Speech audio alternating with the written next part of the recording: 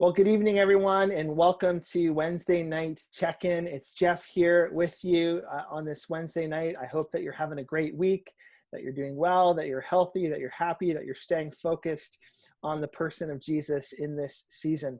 One of the things we've been doing recently, or just started doing actually as of last week for these Wednesday night check-ins, is taking some time to hear from some of our ministry partners, to hear from some other pastors, some local Christian leaders in our community and from across the country. Even in future weeks, I'll be speaking to people from not just here in Ottawa, but from different places across our country. We're taking some time on these Wednesday night check-ins to hear from some different voices that are helping to shape us as a church community. Last week, we heard from Josh Wong and had a great conversation about race in the church. If you missed that, I'd encourage you to go back, 7 days in your social media feed, look back on our Facebook or YouTube page and find that video and give it a watch, because it is rich with some amazing content and encouragement from Josh. And this evening, I have a good friend of mine named Alain Landriault. I'm probably saying that wrong because I'm not a French Canadian and I never say your name right, Alain, so apologies for that. But Alain is with the Ministry of Compassion Canada, a partner ministry of ours as a church. And I thought this would be a great time for us to hear from Alain and hear a bit of an update from Compassion, because one of the questions that I've consistently heard from people from within our church over the past 3 or 4 months since we've gone into lockdown, since COVID hit, one of the questions I've heard from people consistently is, how can I help? What can I do to serve? We've kind of felt helpless in a way because there's just not been very many practical ways for us to help others and serve others, right? We can't physically go to people and volunteer at things right now. So it's hard. It's hard to know what to do.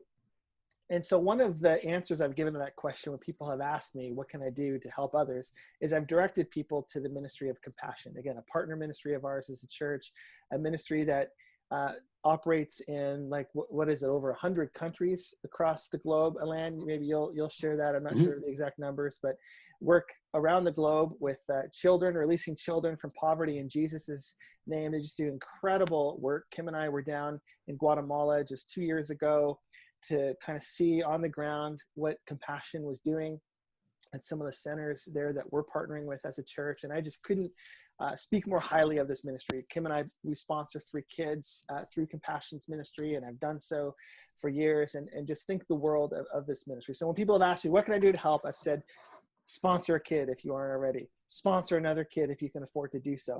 Make a donation to Compassion's ministry, because they are amazing, and we believe in their ministry and the great work that God is doing through them. So in light of that, I thought, hey, what a great opportunity then on Wednesday night through these check-ins to hear a bit of an update from Alain about the cool stuff that God's up to through that ministry. So all that long intro to say, welcome Alain, welcome Compassion. Thank so you. Good Thank you. to have you joining this evening. So good to be here. Thank you so much for this opportunity to have this conversation and to get updates really from us. It's been a few months since I've been in front of your people and for a Compassion Sunday. So it'd be nice to bring a word of basically an update from what's going on, especially with these last few months. It's been quite hectic.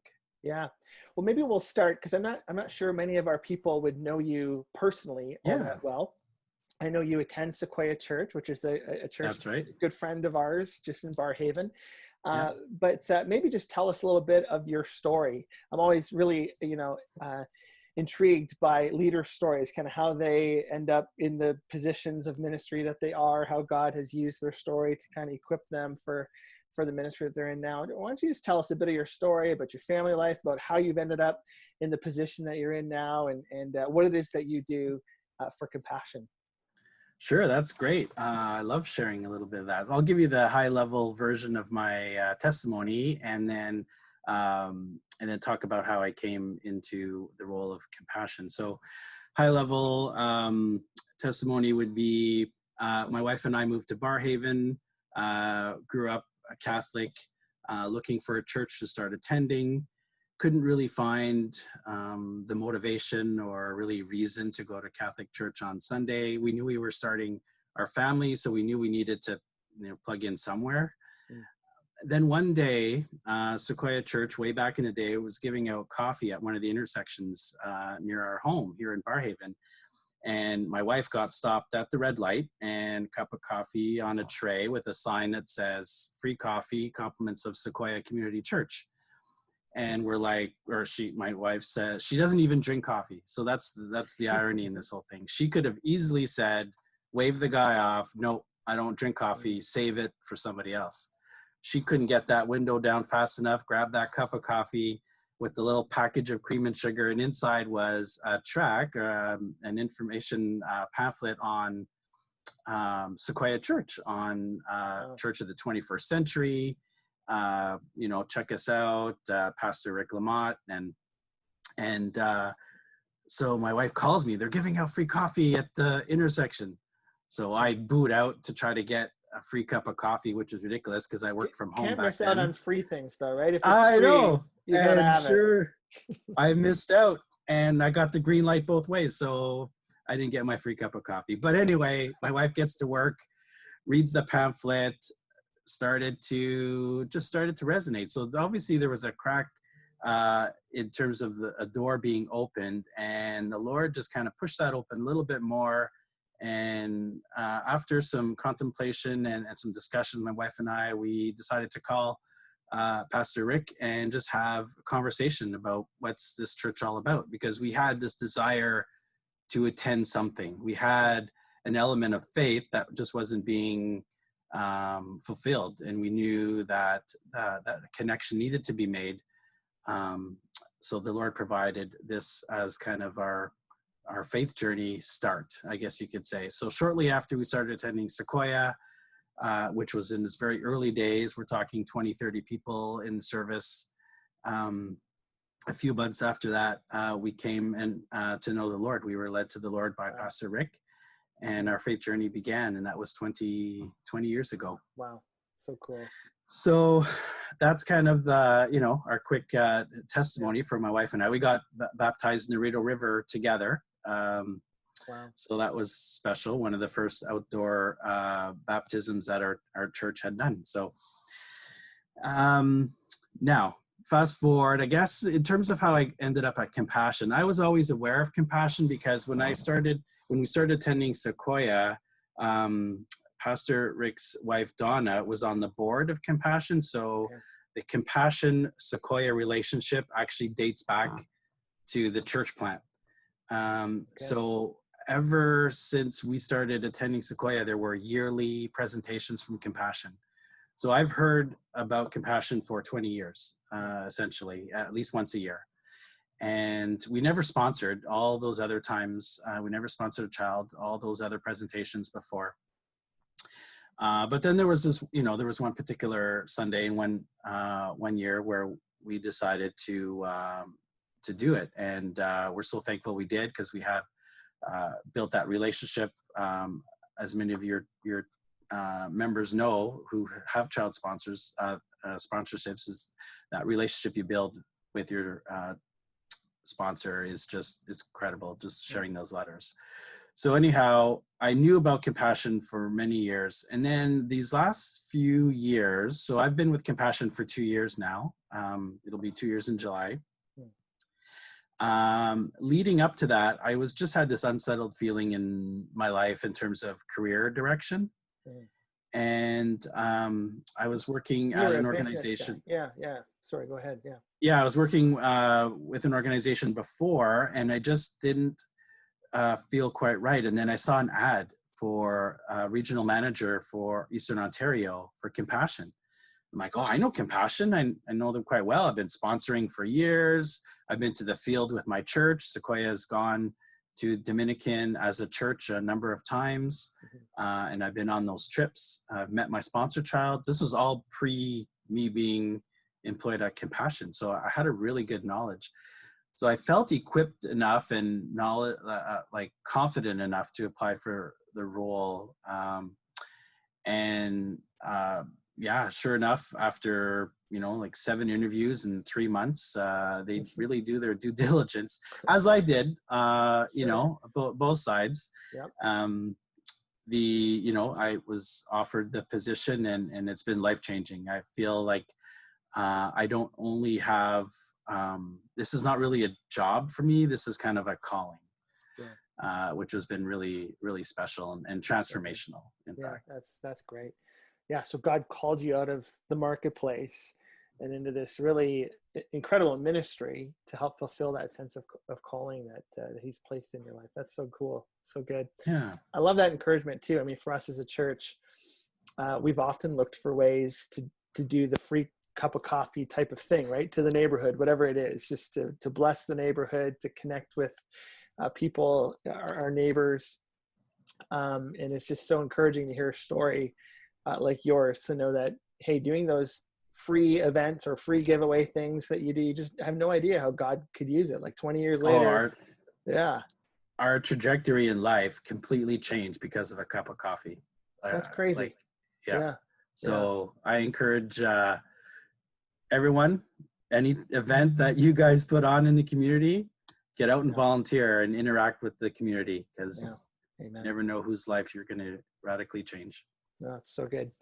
So now you're working with this ministry, this organization called Compassion Canada. Probably most of the people watching are at least somewhat familiar with Compassion, but there might be some that really have no familiarity or very limited familiarity with the ministry. So in kind of 2 minutes or less, or however long, give us the elevator pitch. Kind of describe the ministry of Compassion and what it is that you guys do and what your heart and vision is.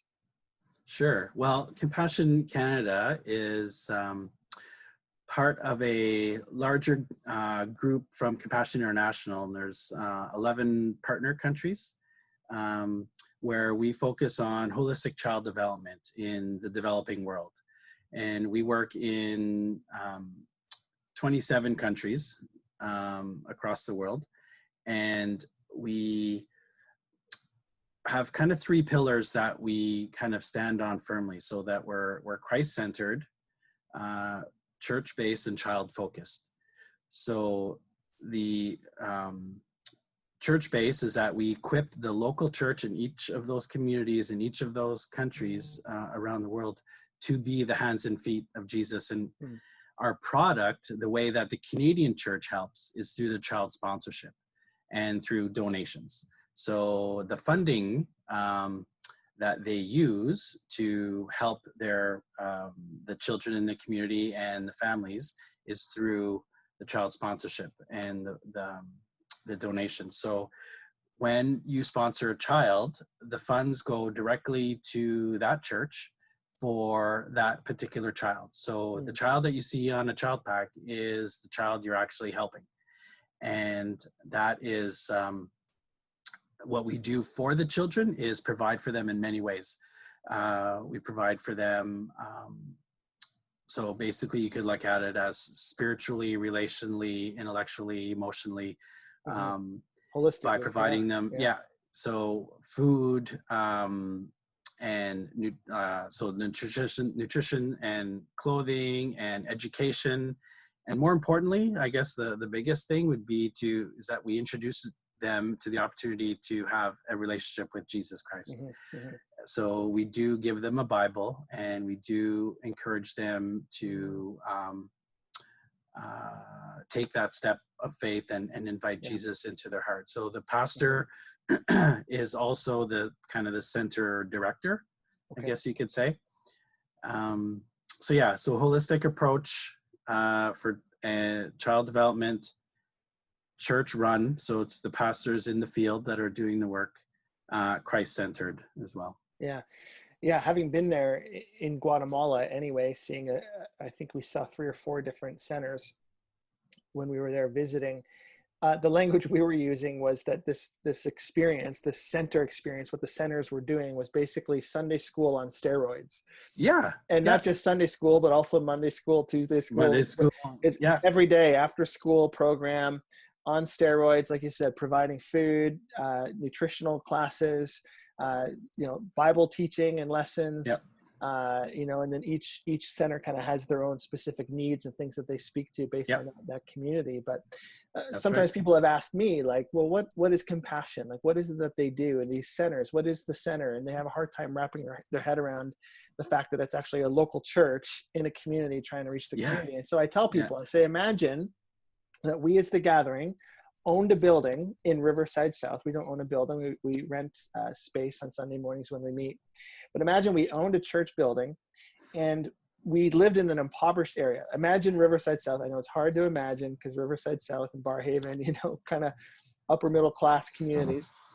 But imagine they're impoverished areas and we want to do something to make a difference in our community for Jesus, to love on kids, to love on families that desperately need help, whether that be, again, food or clothing or whatever, but also to share the love of Jesus. But we lack resources because we're in an impoverished community. We don't have the funds. We don't have the people resources to do it, maybe, or maybe we do have the people resources, but not the funds, whatever.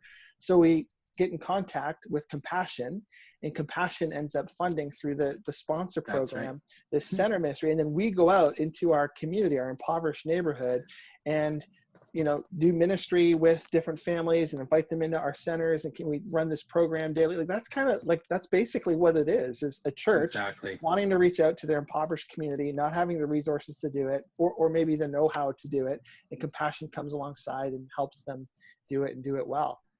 And even though the beneficiaries are the children who come in, the pastors are still very connected to the families. Yeah. So when they do the home visits, they're checking on mom and dad. They're checking on how they're doing at work, or if they need a job, or how they could help them get a job, or if, mom or dad are not in the picture, just their family dynamics is like they're really interested in knowing that that they're cared for when they're not in the center. Yeah. As well. So it's quite something. Well, and again, I'll go back to my own experience having been there in Guatemala. We saw some of that. There's one family we visited. The mother was there. The father was gone to work, I think, at the time. Her name was Marisol, and she lived in a very poor, dangerous community in Guatemala and had no friends, had no connections. It was very clear that she was alone. She had 5 children and was alone in it. And we said, well, how did you get connected to the center? How did you even find out about this church community that offered this after school program? And she pointed at one of the volunteers that was with us from the church. I can't remember her name, but she said, she's my only friend. And as it turned out, we asked the translators what the story was. It turns out that the woman, the volunteer from the church, had noticed Marisol and her 5 children wandering down a very busy street in Guatemala and just approached her, because she could tell that she was in need, and asked her what her story was, got to know her. And through that connection, ended up inviting her children into the program at the center. And now there was this relationship that had been growing between this family. And it was just because of this woman who's just a member of that church and volunteers her time at the church. And she had made this really cool connection. So it really is kind of a grassroots organization ministry, right? That works through the local church in the different communities. And it's so cool. I love it. Anyway, Absolutely. I'm getting all excited. I could go on. I'm not really doing a good job of interviewing you. You I'm are. just kind of telling my own stories. We're good. Cool. We're good. It's cool. One of the questions people sometimes ask, because people are suspicious of charities these days, is, well, how much money actually ends up in, the child's pocket or in the family's pocket? Like, what actually gets down to? And Compassion, if I'm not mistaken, has a very high percentage that gets. Yeah. So comparatively speaking to organizations of our size and mandate, the way in terms of how we gather funds and provide them to the field, we are, I guess, one of the highest ranked in terms of our financial integrity, but also in terms of the amount that actually gets to the field. And there's no middleman in our case. Is that so the funds go from Canada, like they stay within Compassion, and then to Compassion International, and then it goes right to the church. And then it's an inside out approach. So the church has the funds, and it's between 80 and 85%. Depending on the year and stuff like that.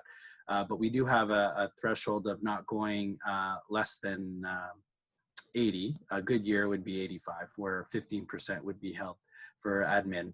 but the 85 would go to the field. So we are right now in the season of about 85. So That's awesome. yeah. So we're doing very well in terms of our stewardship of your funds, and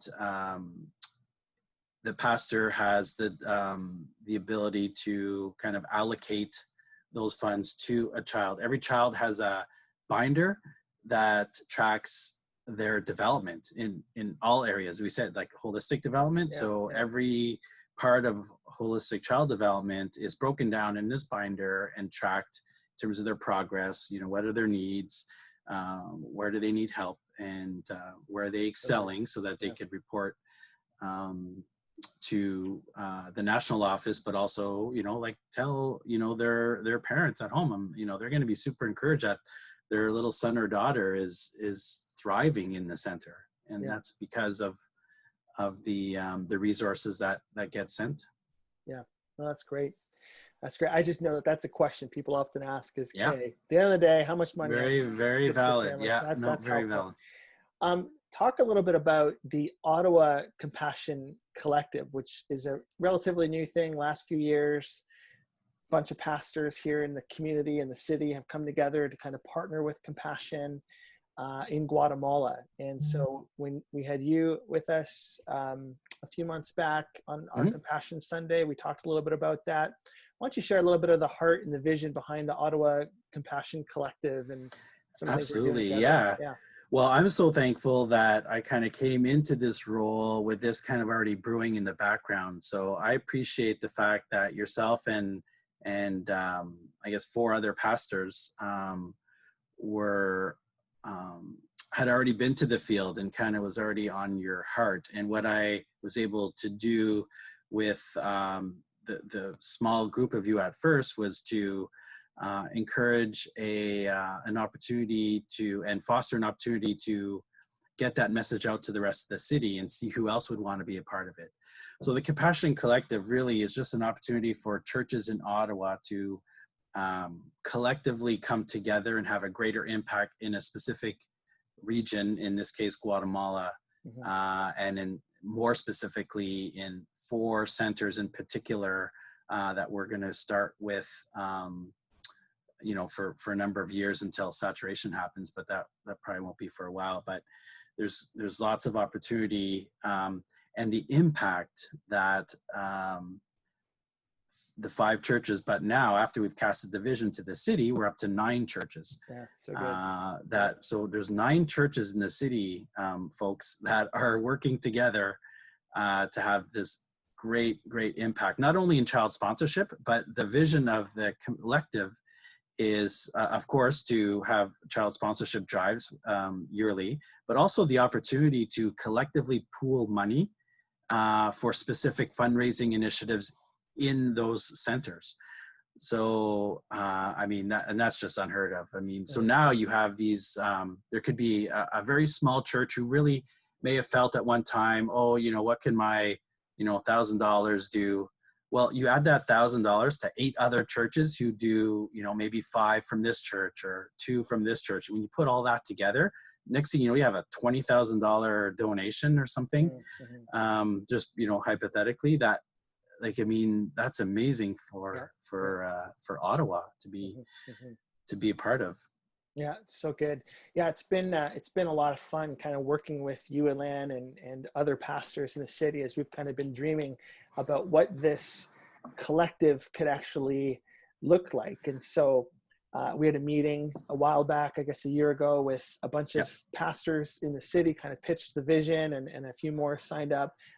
The basic idea is, hey, let's do an minimum annual Compassion Sunday, where at all of our churches, we're all agreeing to sponsor kids from the same 3 or 4 centers, as you just talked about. So at ours back in the fall, when we had a Compassion Sunday, the 3 centers that we were partnering with in Guatemala, there were kids from those centers on the table. And you also had a few kids from other places, because sometimes people are passionate about another country, have roots in another country or whatever, and that's cool too.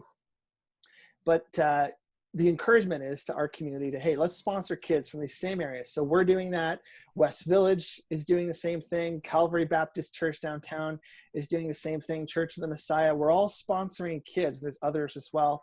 I can't remember names right now. I'm drawing Chapel blanks. Ridge. Chapel Ridge, yes. Yeah. And, we're all kind of getting kids from the same community. And so what that could mean is, in a long-term relationship kind of way, maybe a year or two down the road, or however long it takes, we could actually be organizing amongst our 4 or 5 or now 9 churches a trip to go visit our sponsor kids and get a sense of what God's doing through those ministries. You talked about other ways that we can donate to other projects. There's child development programs that you guys offer. There's specific needs that these churches and these communities will have that maybe we can come alongside and fund. And so the potential there is somewhat limitless for partnership. There's no end to the need there. And the heart behind it is more church to church. Like, we're sponsoring and helping the church in Guatemala to be the church by being the church ourselves, right? By giving of ourselves. Like, it's a beautiful kind of vision for what church is to be. We're not just about sponsoring kids and giving a few bucks away, though that's great to do. It's about coming alongside the church in Guatemala and doing our best here to help them and support them in their ministry locally in their community. So I love the heart and the vision, and it takes some time to kind of get moving and growing, because as our church community sponsor more and more kids, there's going to be more and more people that might be interested in doing a trip or making, more donations to other things. But over time, I really think this could be amazing, and we could be doing a trip, within the next couple of years, once we're able to fly again and go to other countries. I know, that kind of stuff. But anyway, it's super exciting, and I'm pumped about the possibilities there. And what I love too is when we gather as pastors, and we were just about to organize a meeting just before COVID happened. I was planning it for mid-March, was to present all sorts of, creative ways that how, a fundraising campaign amongst the collective could be directed in specific kind of really specific needs to those centers. Whether it's a like a clean water program or something that they don't have that they could really benefit from, that would not only benefit the center but the community. So that's another important thing too, is the impact that you have, that the collective has for those centers is not necessarily only for that center. Sure, they're going to benefit from it, but now that pastor from that church has another way to reach out to the community.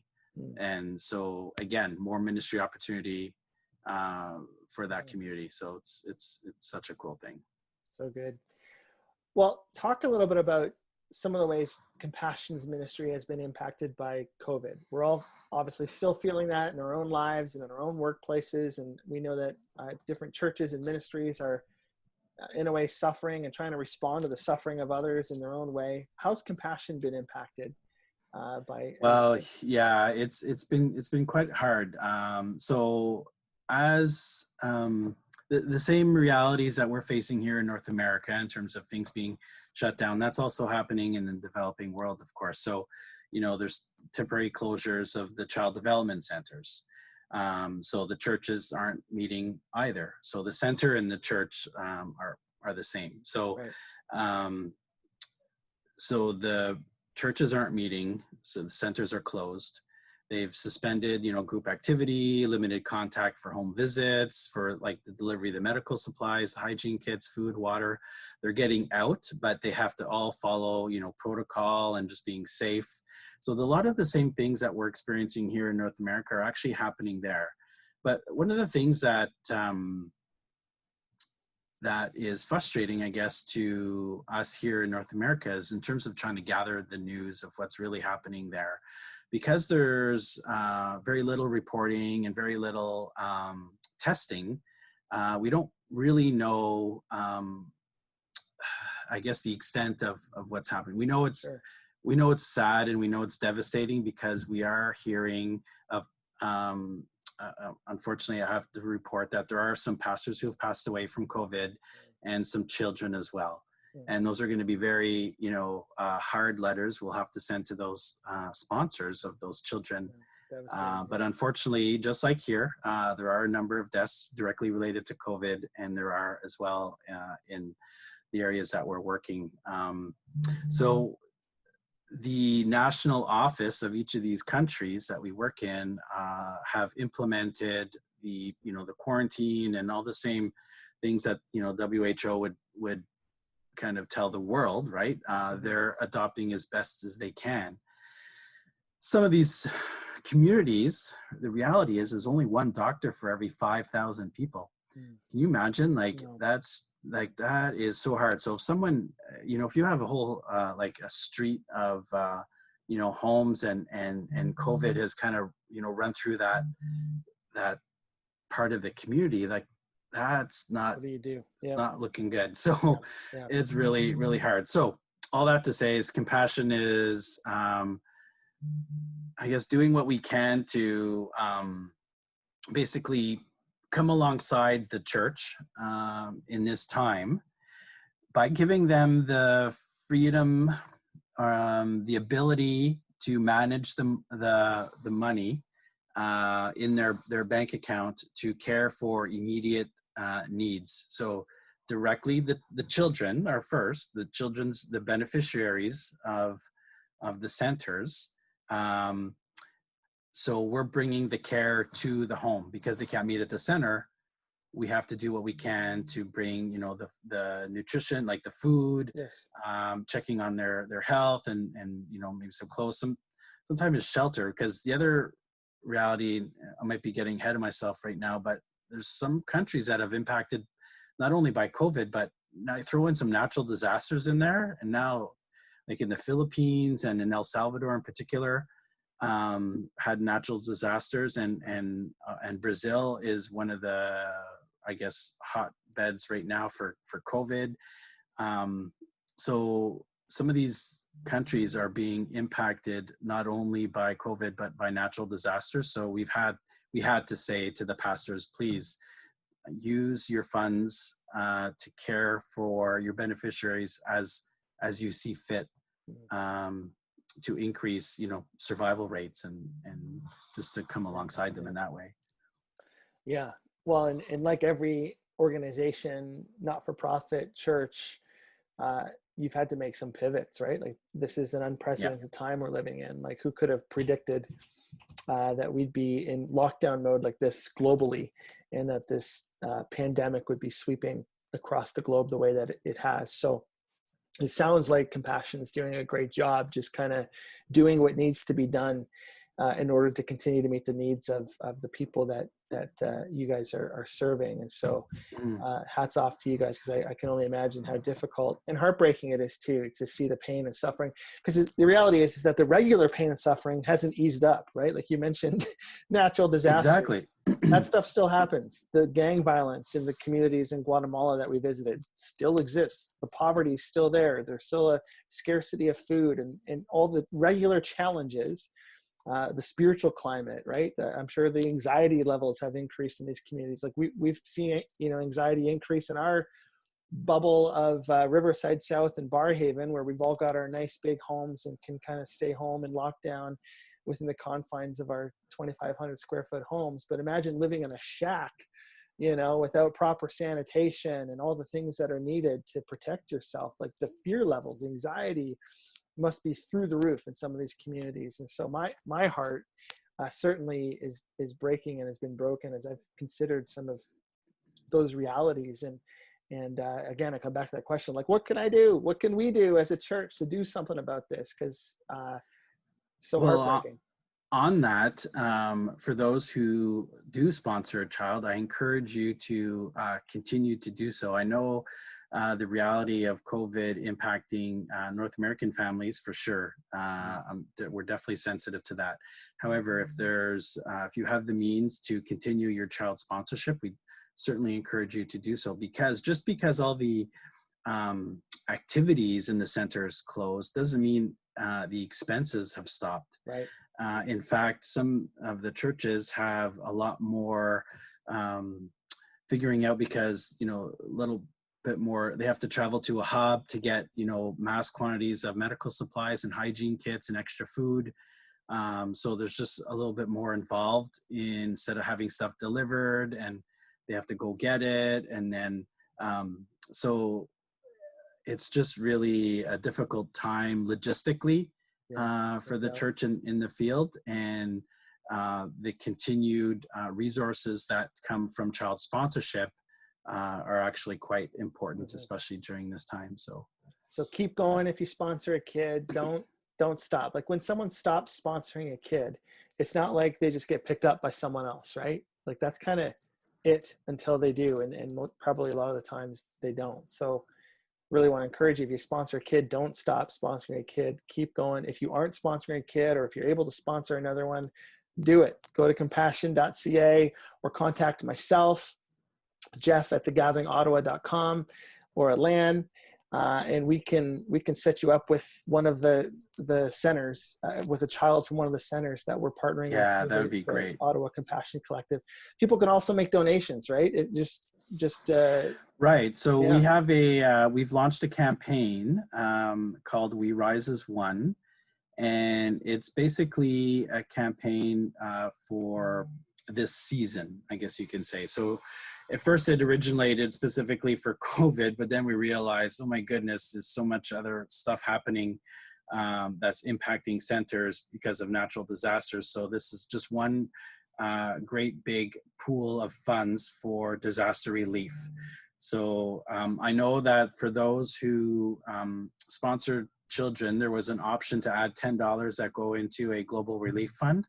So it's that fund that we're kind of using, and we're building a whole campaign just around asking the Canadian church, not just you guys, but the Canadian church, to contribute for this season, so that we can make the workers in the field just make their life a little bit easier by having the resources to provide. That's great. Yeah, so the campaign's called We Rise as One. I think you have a video actually that you want to show that we'll close with in just a few moments, that kind of highlights some of what that campaign's all about. So maybe before we get to that though, any closing comments or encouragements that you'd want to give our people? And then I'd love to pray for you and for the Ministry of Compassion. Sure. Too. Yeah. I do want to encourage those who do sponsor children to keep writing the letters, even though the letters are not going to get to them as fast as before. They are getting, but it's a trickle. They are getting there, just, with the new parameters and whatnot and the new restrictions. But because these children are seeing, it's just a different level. There's anxiety, right, in these communities right now, because everyone feels it. We feel it here. So these children are kind of freaked out, and they don't know what's going on as much as, their parents or the pastor can talk them through it. When they get a loving, encouraging letter from their sponsor saying that they're praying for them, and that, pray for protection over them and their church and their family, and even just like maybe a drawing or a photo, like that it would warm their hearts so much. So please, even though you may think your letters are not going to get there, they do. It's just taking longer. I'll be honest with that. But when that child eventually receives your letter, and it was a nice prayer or a word of encouragement from them, that you are thinking of them during this time, it's bring a smile to their face, no question. So good. That's a great encouragement. You might be able to hear my kids yelling in the background. I'm not sure. This is life working from home, right? Is having to deal with that reality. So let me pray for you guys, for compassion for yourself. We're going to watch a video in just a moment about the campaign Your Rise as One. But Alain, so grateful for you to take the time today. Grateful for the ministry, and so glad as a church to be partnering with you guys for the gospel, for the sake of the gospel, to see children released from poverty in Jesus' name. So let me pray. Amen. Thanks.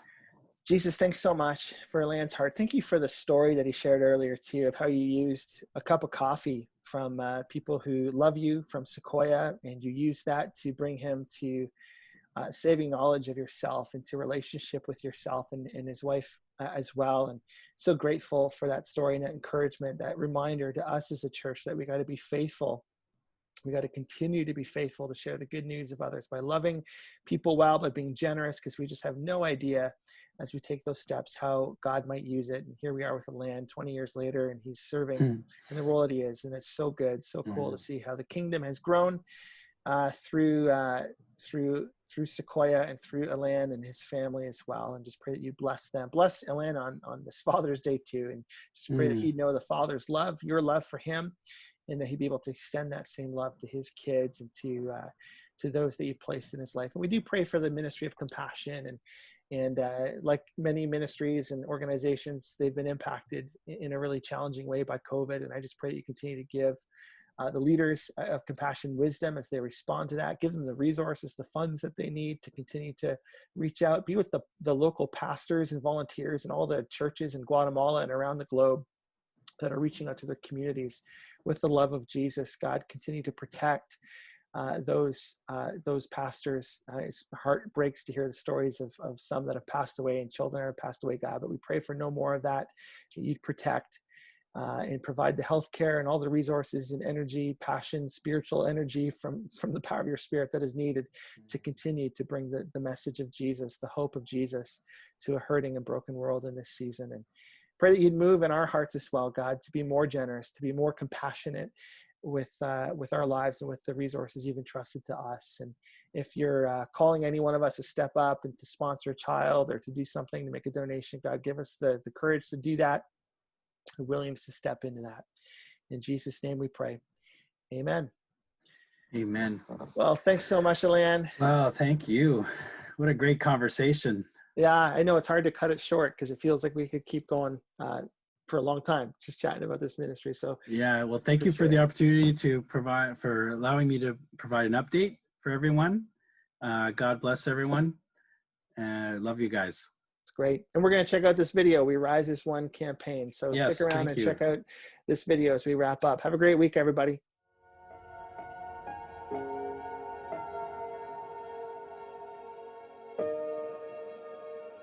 Dear COVID-19, you shut our doors. You've tried to isolate us. You've tried to silence our praise. You've tried to stop us from caring for those in need. And it seems like you're only getting started. But COVID-19, we declare, no weapon formed against us shall prosper. We choose to trust the unknown to an all-knowing God, and we will express the heart of an ever-loving God. Buildings cannot contain our faith. Scarcity will not dictate our generosity. Fear will never keep us from serving the vulnerable. We are the church, and for His glory, we rise as one. Sincerely, us.